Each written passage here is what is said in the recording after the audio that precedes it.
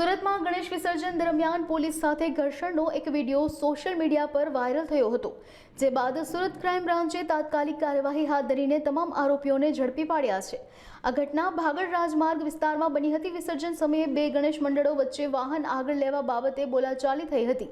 પરિસ્થિતિને થાળે પાડવા માટે પોલીસ અધિકારીઓએ દખલગીરી કરતા કેટલાક શખ્સોએ પોલીસ સાથે જ ઘર્ષણ શરૂ કર્યું હતું અને તેમને ધક્કો મારીને ઉશ્કેરણીજનક વર્તન કર્યું હતું। આ સમગ્ર ઘટનાનો વિડીયો વાયરલ થતાં સુરત ક્રાઇમ બ્રાન્ચે આરોપીઓની શોધખોળ શરૂ કરી હતી। પોલીસે તમામને પકડી પાડીને કાયદેસરની કાર્યવાહી કરી છે।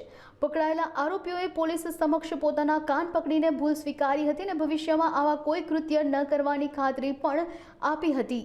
ગણેશ વિસર્જનમાં જે પોલીસ સાથે અમારી જે ઘસરણ થઈ એક એવો ઇન્ટેન્શન અમારો હતો નહીં, બટ જે કંઈ થયું એ ભૂલમાં તો ને આવી ભૂલ અમે બીજી વાર અગાડી કોઈ દિવસ નહીં કરીએ।